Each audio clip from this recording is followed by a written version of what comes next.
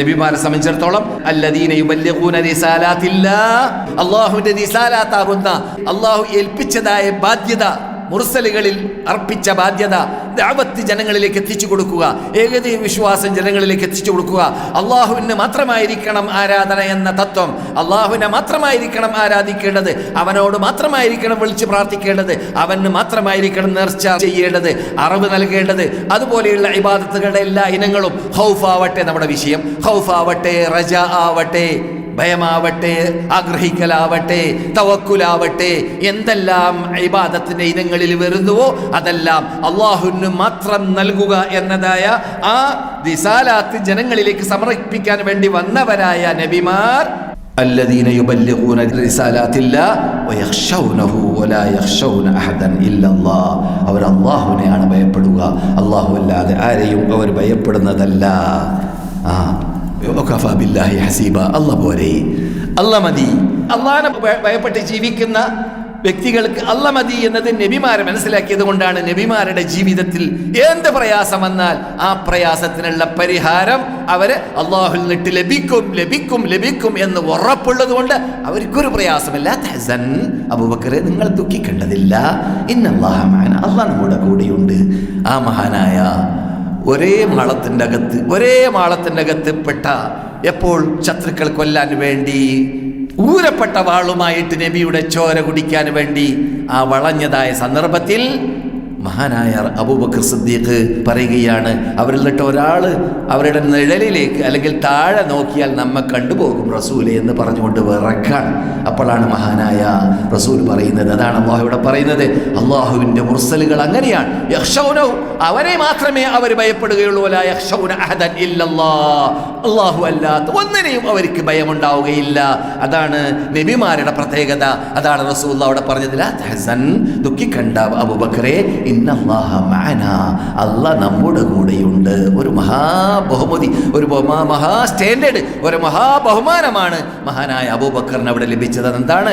ലോകാത്ഭുത ഗ്രന്ഥത്തിൽ ഒരു പദത്തിൻ്റെ അകത്ത് അബൂബക്കർ കടന്നു എന്നതാണ്, ഒരു ലമീറിൻ്റെ അകത്ത് അബൂബക്കർ കടന്നു എന്നതാണ്. അത് ലോകത്ത് ആർക്കും കിട്ടിയിട്ടില്ല ആ ചാൻസ്. ഒരു പദത്തിൻ്റെ അകത്ത് അല്ലാഹ്, റസൂല്, അബൂബക്കർ, മൂന്നാളേ ഉള്ളൂ.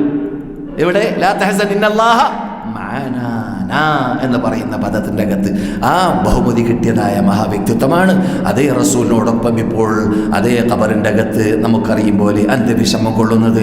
അള്ളാഹു അവരോടൊപ്പം നമ്മെ സ്വർഗ്ഗത്തിൽ ഒരുമിച്ച് കൂട്ടട്ടെ.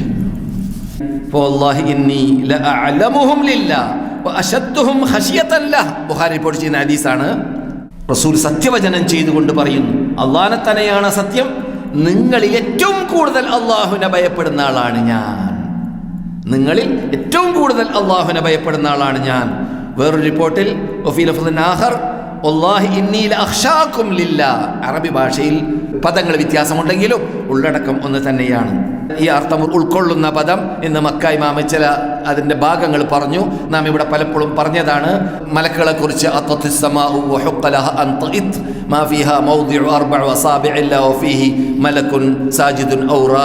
എന്ന ആ നീണ്ട ഹദീസിൽ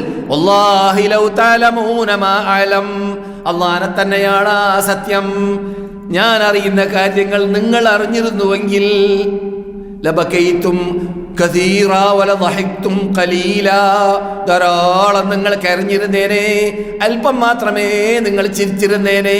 നിങ്ങൾക്ക് ചിരിക്കാൻ പറ്റൂല, ഞാൻ അറിയുന്ന കാര്യം നിങ്ങൾ അറിഞ്ഞിരുന്നുവെങ്കിൽ എന്ന് നബിയുനാ മുഹമ്മദ് റസൂലുള്ളാഹി സ്വല്ലല്ലാഹു അലൈഹി വസല്ലം പറഞ്ഞ ശൈലിയിൽ നിന്നിട്ട് റസൂലുള്ളാഹി സ്വല്ലല്ലാഹു അലൈഹി വസല്ലമിൻ്റെ ഭയം അത് വ്യതിരിക്തതയുള്ള, വ്യത്യാസമുള്ള, നമ്മിൽ നിന്നിട്ട് വ്യത്യസ്തപ്പെട്ട ഭയമാണ് അള്ളാഹുവിനോടുള്ളതായ ഭയം. മനുഷ്യൻ അള്ളാഹുവിനെ ഭയപ്പെടുക എന്നത് മാനസിക രോഗം പിടിപെട്ടുപോയി എന്ന് മനസ്സിലാക്കലുണ്ട് ചില ആൾക്കാർ. അങ്ങനെയുണ്ട്. അല്ല, നമ്മുടെ കുട്ടികളൊക്കെ, ഇന്നത്തെ യുവാക്കളൊക്കെ, അധികം യുവാക്കൾ നെറ്റിൻ്റെ കൂടെയോ മൊബൈലിൻ്റെ കൂടെയോ കളിയുടെ കൂടെയോ ഒക്കെ ആണല്ലോ പോവുക. അതിനിടയ്ക്ക് വല്ല യുവാക്കളും പള്ളിയിലേക്ക് പോകുന്ന കണ്ടാൽ അങ്ങും ഇങ്ങും ചർച്ച ചെയ്യും, ഇയാൾക്ക് മാനസിക രോഗമുണ്ടോ, അങ്ങനെ പറയുന്ന കാലാണിന്ന്. അതെ, അല്ല, യഥാർത്ഥത്തിൽ മാനസിക രോഗമല്ല, മറിച്ച് അള്ളാഹുവിനെ ഭയപ്പെടുക എന്നത് ഹൃദയം ക്ലിയറായി എന്നതിലേക്കുള്ള തെളിവാണ് എന്നുള്ളതാണ്. ഹൃദയം ക്ലിയറുള്ള ഹൃദയമാണ് എന്നതിലേക്കുള്ള തെളിവാണ്. അതെന്തുകൊണ്ട്? പരലോകത്തിൽ അള്ളാഹുവിൻ്റെ സാന്നിധ്യത്തിൽ നിൽക്കണമല്ലോ എന്ന ബോധം ശരിക്ക് കടന്നു വരുമ്പോഴാണ് ഒരു മനുഷ്യൻ ഖായിഫായി മാറുക. അള്ളാഹുവിനോടുള്ള ഭയമാണ് ഇവിടെ പറയുന്നത്. അമ്മാമൻ ഖാഫ മഖാമ റബ്ബിഹി വനഹൻ നഫ്സ അനിൽ ഹവാ ഫഇന്നൽ ജന്നത ഹിയൽ മഅവാ. അള്ളാഹുവിൻ്റെ മുമ്പിൽ നിൽക്കണമല്ലോ എന്ന പേടിയോടുകൂടി ജീവിക്കുന്ന വിഭാഗം എന്തു ചെയ്യും? തെറ്റായ കാര്യങ്ങൾ നിന്നിട്ട് മോചിക്കാൻ വേണ്ടി പാടുപെടും. കാഴ്ചയാണെങ്കിലും കേൾവിയാണെങ്കിലും പറച്ചലാണെങ്കിലും തൊള്ള കൊണ്ടാവട്ടെ, കാതുകൊണ്ടാവട്ടെ, കണ്ണുകൊണ്ടാവട്ടെ, ഏത് ശരീരത്തിൻ്റെ അവയവങ്ങൾ കൊണ്ട് വല്ല തെറ്റായ കാര്യങ്ങൾ ചെയ്യാൻ പോകുമ്പോൾ അതിനെ വിട്ടു നിൽക്കും. അതിൽ നിന്നിട്ട് മോചിക്കാൻ, രക്ഷപ്പെടാൻ വേണ്ടി പാടുപെടും. അവൻ സ്വർഗവാസിയാവാൻ തയ്യാറായവനാണ്. അവനാണ് യഥാർത്ഥത്തിൽ സ്വർഗത്തിലേക്ക് എത്തുക എന്ന് അല്ലാഹു സുബ്ഹാനഹു വ തആല സത്യവാഗ്ദാനം ചെയ്യുന്നു.